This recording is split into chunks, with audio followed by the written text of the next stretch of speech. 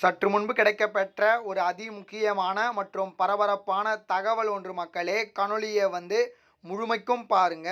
தாவேகா கட்சிக்கு தேர்தல் ஆணையம் கொடுத்த புதிய சின்னம் இதுதான். குறிப்பாக 10 சின்னம் தாவேகா சார்பாக கேட்கப்பட்டது. அதில் தேர்தல் ஆணையம் கொடுத்த முக்கியமான சின்னம் அறிவிப்பு.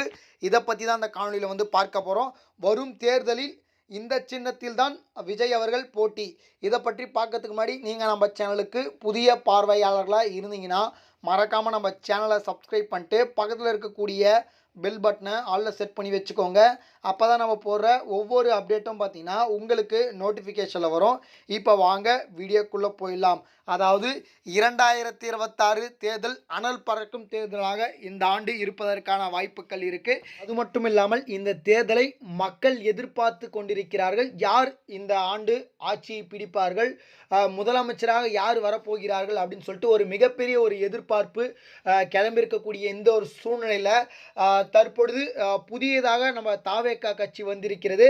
அதனால் பார்த்தீங்கன்னா வாக்குகள் பிரிவதற்கான வாய்ப்புகள் இருக்குது, செதறுவதற்கான வாய்ப்புகள் அதிகமாக இருக்குது. ஒரு பக்கம் அதிமுக, ஒரு பக்கம் திமுக, இன்னொரு பக்கம் நம்முடைய தாவேகா, இன்னொரு பக்கம் நான் தமிழர் கட்சி அப்படின்னு சொல்லிட்டு நாலா பக்கமும் பார்த்தீங்கன்னா வாக்குகள் சிதறுவதற்கான வாய்ப்புகள் இருக்குது.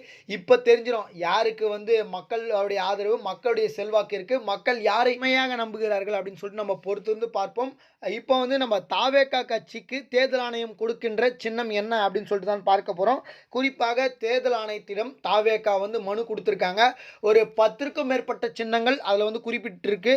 அதில் ஆட்டோ சின்னம், விசில் சின்னம், யானை, அதுக்கப்புறம் பார்த்தீங்கன்னா அந்த பேட், கிரிக்கெட் பேட்டோட சின்னம், அதுக்கப்புறம் பார்த்தீங்கன்னா கோப்பை சின்னம், இதெல்லாம் பார்த்தீங்கன்னா அந்த மனுவில் இடம் பெற்றிருப்பதாக சொல்லப்பட்டிருக்கு, குறிப்பிட்டிருக்காங்க இந்த சின்னத்தெல்லாம். ஆனால் பார்த்தீங்கன்னா தாவேகாவினர் எந்த சின்னத்தை விரும்புகிறாங்கன்னா யானை சின்னம் கிடைத்தால் நன்றாக இருக்கும். ஏன்னா ஏற்கனவே அவங்களுடைய கொடியில் வாகைப்பூவை சூடி யானைகள் 2 பக்கம் பார்த்தீங்கன்னா பிளறி கொண்டு இருப்பது போல் பார்த்தீங்கன்னா இருக்கும். அதே மாதிரி பார்த்தீங்கன்னா யானை சின்னம் கிடைத்தால் நன்றாக இருக்கும் அப்படின்றாங்க. ஒரு சிலர் பார்த்தீங்கன்னா விஜய்க்கு ஆட்டோ சின்னம் பொருத்தமாக இருக்கும் அப்படின்ற மாதிரி சொல்லியிருக்காங்க. ஏன்னா நிறைய படத்தில் பார்த்தீங்கன்னா விஜய் அவர்கள் ஆட்டோ சீன்லாம் நடிச்சிருப்பார். அதனால் பார்த்தீங்கன்னா ஆட்டோ சின்னம் இருந்தால் நன்றாக இருக்கும் அப்படின்ற மாதிரி சொல்லிட்டு இருக்காங்க.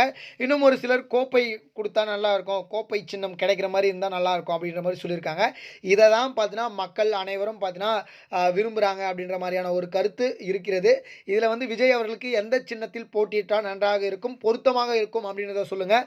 அதாவது பார்த்தீங்கன்னா இப்போது டிஎம்கேன்னு எடுத்துக்கினா அந்த சூரியன், உதய சூரியன் சின்னம், அதே மாதிரி ஏடிஎம்கேன்னு எடுத்துக்கினா இந்த ரெட்டையில, ஓகேங்களா? அதே மாதிரி விஜய்க்கு எந்த சின்னம் பொருத்தமாக இருக்கும், இந்த நம்ம சொன்ன 10 சின்னத்தில் உங்களுக்கு விஜய்க்கு எந்த சின்னம் பொருத்தமாக இருக்கும் அப்படின்றத மறக்காம கமெண்ட் செக்ஷன் கமெண்ட் பண்ணுங்கள். இது மட்டும் இல்லாமல் தாவேகா கட்சிக்கு உங்களுக்கு எந்த சின்னத்தில் இருந்தால் தாவேகா கட்சிக்கு ஓட்டு போட்டால் நல்லாயிருக்கும் அப்படின்றத மறக்காம சொல்லுங்கள்.